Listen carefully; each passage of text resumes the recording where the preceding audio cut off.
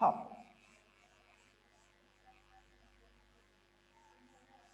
जरा सुनो काम की बात। अपन के पास ये पार्ट है, ठीक है। अब अपन क्या करते हैं, दो द्रव्यमान संख्याओं के लिए बात करते हैं। अगर मान लो हमारे पास जो द्रव्यमान संख्या है, एटॉमिक वेट है, वो विषम है, या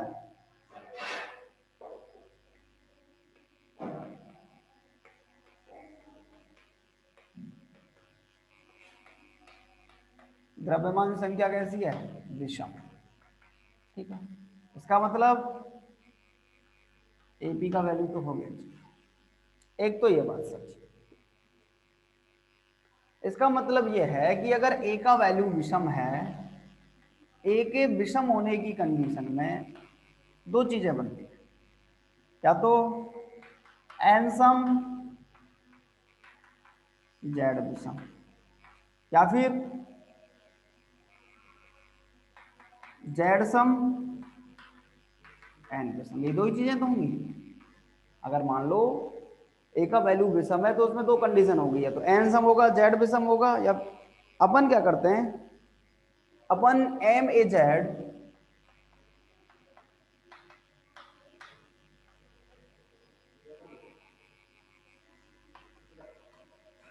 और जेड में क्या करते हैं, ग्राफ ड्रॉ करते हैं, ठीक है। अपन के पास वैल्यू है एम ए जेड और जेड, उसमें जो ग्राफ ड्रॉ करते हैं तो वो जो वैल्यू है वो कुछ इस तरीके से आती है। और ये जो वैल्यू है, ये जो पॉइंट है, इसको अपन कहते हैं Z not x A. Actually क्या होता है कि इस स्थायी नाविक के अलावा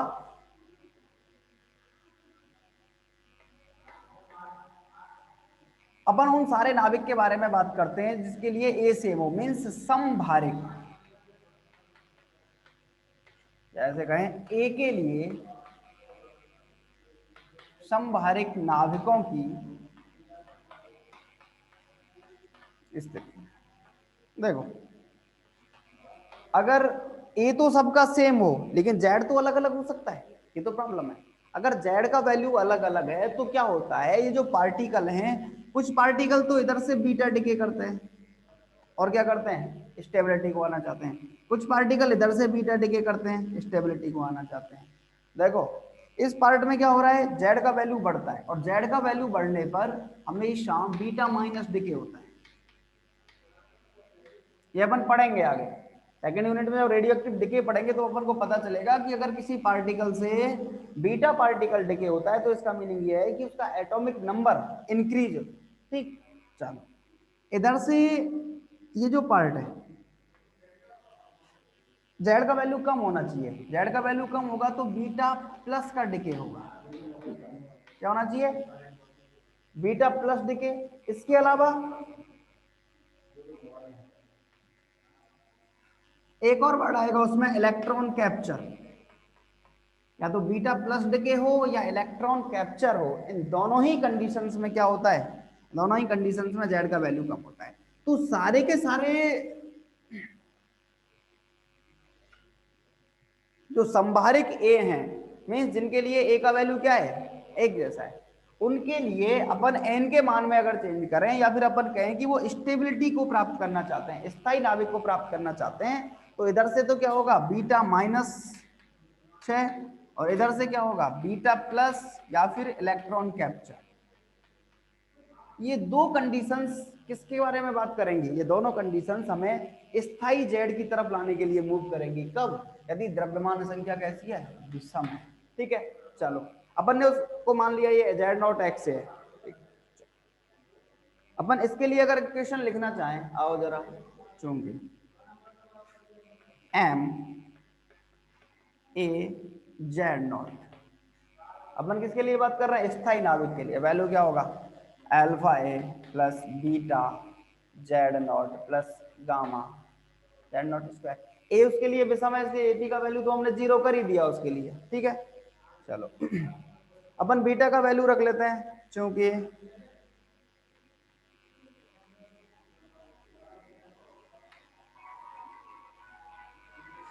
बीटा का वैल्यू होता है माइनस के 2 गामा जेड नॉट,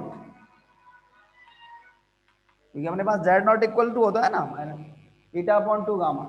चलो यही तो होता है जेड नॉट का वैल्यू, माइनस के बीटा अपॉन 2 गामा। तो अपन बीटा की जगह माइनस के 2 गामा जेड नॉट रख लेते हैं, जरा वैल्यू रखो तो M A Z naught is equal to alpha A minus 2 gamma Z naught square plus gamma Z naught square. इसका मतलब एम ए जेड नॉट का वैल्यू हो गया alpha A minus gamma Z naught square. ठीक है, चलो M A Z होता ही है एवं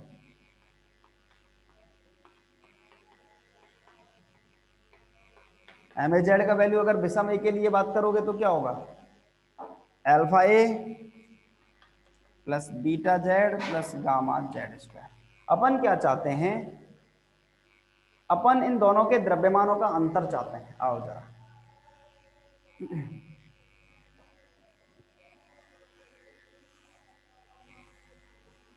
आते हैं।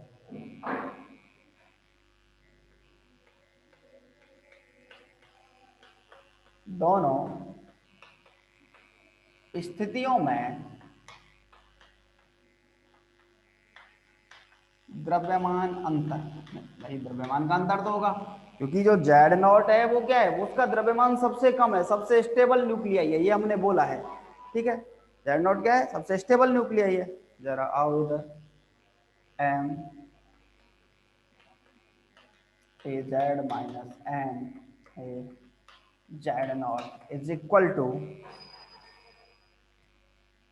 अल्फा ए प्लस, अगर उसको इस तरीके से लिखें, बीटा की जगह माइनस के 2 gamma Z not Z plus gamma Z square minus alpha A plus gamma Z not. इससे तो ये वैल्यू कैंसिल हो जाएगा, आपके पास जो फंक्शन बचा हो वो ये रहेगा, is equal to gamma Z square plus Z naught square minus के 2 जेड जेड नॉट। आपके पास जो वैल्यू बना वो ये हो गया gamma Z minus Z not, क्योंकि जेड जेड नॉट से बड़ा है, जेड नॉट तो सबसे कम है। अपन लेने को तो इसको जेड नॉट माइनस जेड भी लिख सकते थे, लेकिन नहीं, अपने का काम क्या है, अपन को पता है ना जेड सबसे, जेड नॉट है वो सबसे स्थायी है, और स्थायी के लिए उन्होंने बोल दिया वो परबल है कि कहाँ है, यहाँ है, वो सबसे कम वैल्यू है, और सारे जेड मूव करते करते उसकी तरफ आना चाहते हैं। ठीक है, तो आपके पास ये क्या आ गया, ये द्रव्यमान का अंतर आ गया, M A Z minus M A Z naught का वैल्यू आ गया gamma Z minus Z naught का स्क्वायर। ठीक है सर जी, चलो। अच्छा अब देखो, अब अपन चाहते हैं कि उसकी जो उत्सर्जित ऊर्जा है जरा उसके बारे में बात हो, क्या होगा, जरा आओ इधर। अच्छा बताओ पहले एक बार की ये बात समझ आई या नहीं आई, पहले तो ये बताओ, फिर आगे बात करते हैं अपन। बोलो जरा फटाफट से।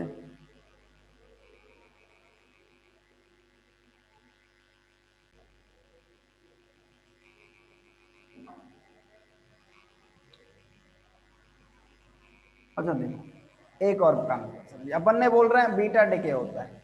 ठीक है, चूंकि बीटा माइनस 6 में नाभिक का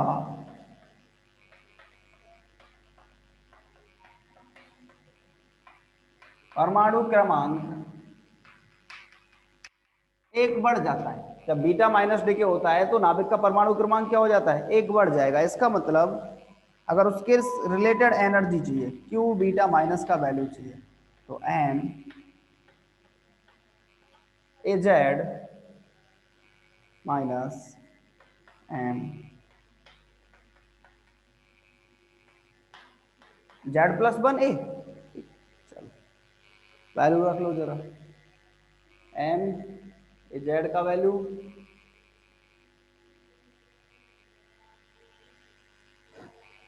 equal to gamma Z minus Z naught का square minus gamma z+1 minus z0 का स्क्वायर। तो आप क्या करते हो, जब इस पूरे पार्ट को आप सॉल्व करोगे, इक्वल टू गामा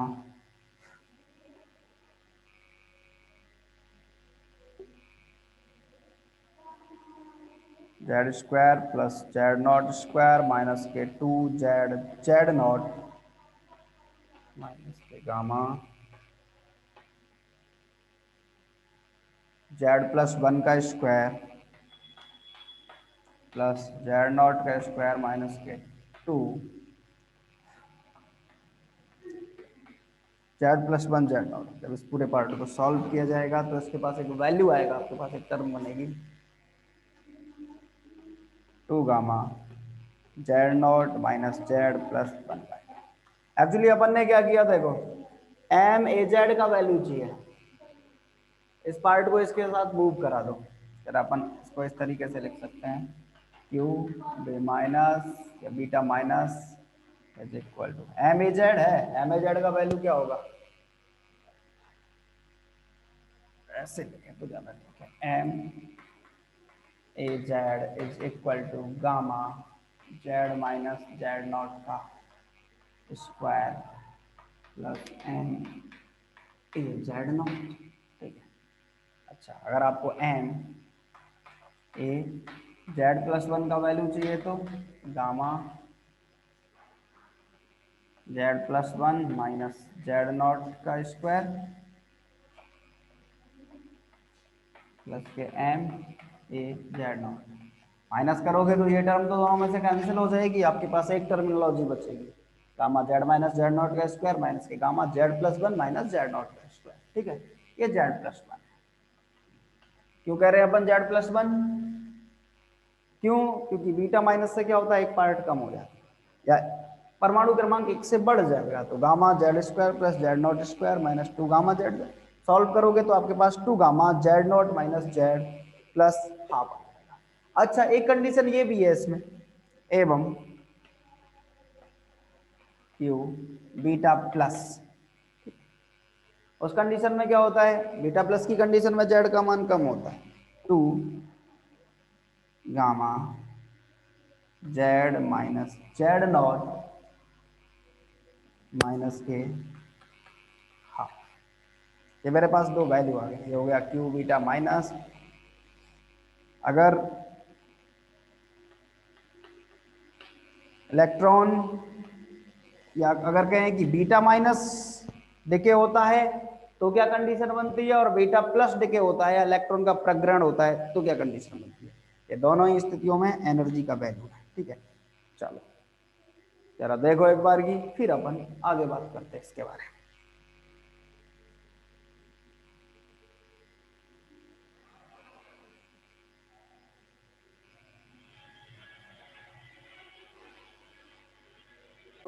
जरा आगे की बात, ये आपके पास द्रव्यमान विषम की स्थिति है। ठीक है, अगर द्रव्यमान संख्या सम होती है,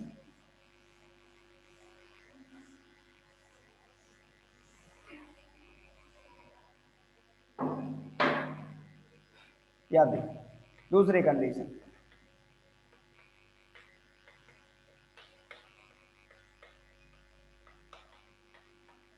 मीन्स ए का वैल्यू सम, और ए का वैल्यू सम होने का मतलब है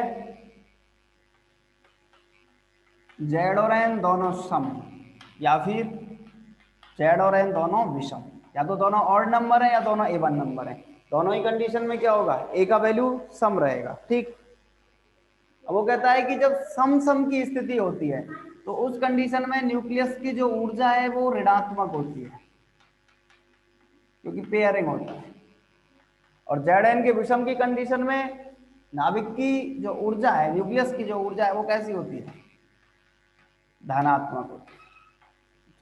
इसके बारे में भी आगे अपन बात करेंगे, ऋणात्मक क्यों होती है, धनात्मक क्यों होती है। जब जेड और एन सम होते हैं तो एनर्जी नेगेटिव, जेड और एन विषम होते हैं तो एनर्जी पॉजिटिव। अपन क्या करते हैं, अपन वही एम ए जेड और जेड के बीच में जब एक ग्राफ बनाते हैं तो हमारे पास दो परवलय मिलते हैं। ठीक है, चलो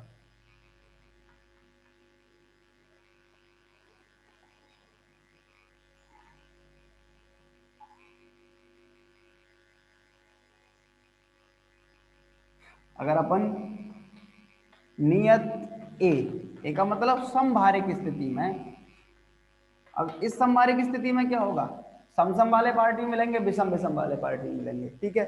यहां भी क्या होगा, ये एम ए जेड की कंडीशन, ये जेड की कंडीशन, बीटा माइनस डिके इधर की साइड, बीटा प्लस डिके, या फिर इलेक्ट्रॉन कैप्चर, ये दोनों कंडीशन बने। और इस स्थिति में क्या होगा,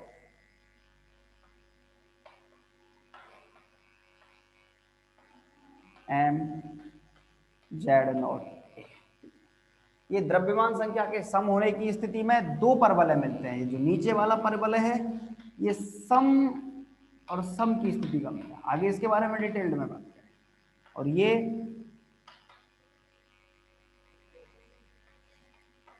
वाला जो परवलय है वो किसकी स्थिति में मिलता है, विषम विषम की स्थिति में, ठीक है। और सारे के सारे जो संभारिक नाभिक हैं जिनके लिए ए नियत है, वो सब की सब स्टेबिलिटी को मूव करना चाहते हैं, सब की सब स्थायित्व की तरफ जाना चाहते हैं, ठीक है। और स्थायित्व की तरफ जाते हैं, और ये जो फंक्शन है ये एम जेड नॉट ए, ठीक है सर जी। तो ये जो स्थायित्व का जो प्रतिबंध है, सबसे पहले तो स्थायित्व का जो प्रतिबंध हमने पढ़ा, Z naught is equal to A plus 0.008 A की पावर 2/3 अपॉन 1.98 प्लस 0.016 ए की पावर 2। ये है स्थायित्व का प्रतिबंध। और स्थायित्व के प्रतिबंध में फिर हमने दो चीजें मानी, अगर द्रव्यमान संख्या सम है तब क्या स्थिति होगी, और द्रव्यमान संख्या विषम है तब क्या स्थिति होगी, ठीक है सर जी। आज के लिए इतना ही। कल अपन बात करेंगे न्यूक्लियर मॉडल में, एक तो सैगर चार्ट के बारे में, एक फर्मी गैस मॉडल के बारे में, और एक सेल मॉडल के बारे में, ठीक है। Thank you.